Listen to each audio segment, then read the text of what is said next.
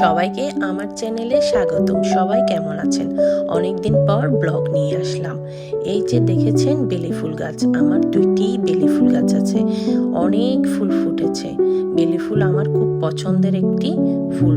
এটা দিয়ে আজ আমি আপনাদেরকে মালা গেঁথে আমি ঠাকুরের প্রার্থনা করব, ঠাকুরের গলায় দিব। তো আপনারা দেখুন আমি কিভাবে এটা করছি। এই ফুলগুলো আমি অনেক দিন থেকে 4-5 দিন থেকে জমিয়ে প্রায় 1 সপ্তাহের মতো এখানে জমিয়েছি ফুলগুলো, আস্তে আস্তে অল্প অল্প করে। তাহলে এই এতগুলো ফুল হয়েছে, না হলে এত থালা ভর্তি ফুল কখনোই হতো না।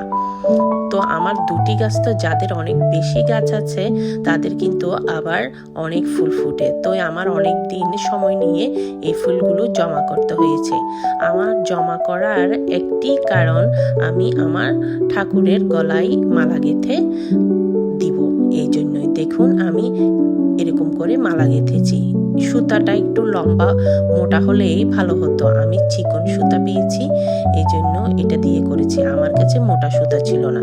এখানে আমি 60টির মতো মালা গেঁথেছি, একটি বড় মালা আর 6টি ছোট মালা, কারণ আমার প্রতিমাগুলো ছোট, এই জন্য আমি 6টি মালা ছোট আর বড় একটি গেঁথেছি। এখানে কিছু ফুল বেঁচে গিয়েছে, এই যে দেখুন এগুলো লাল হয়ে গেছে। অনেক দিন যখন আপনারা রেখে দিবেন ফুলগুলো আস্তে আস্তে অনেকগুলো লাল হয়ে নষ্ট হয়ে যায়। অনেকগুলো ফুল আমার রেখে দিতে হয়েছে। এই ফুলগুলো আমি এখানে দিয়ে দিয়েছি, আর ফুলগুলো আর কিছু ফুল আমি ঠাকুরের গলায় মালা গেঁথে দিয়েছি।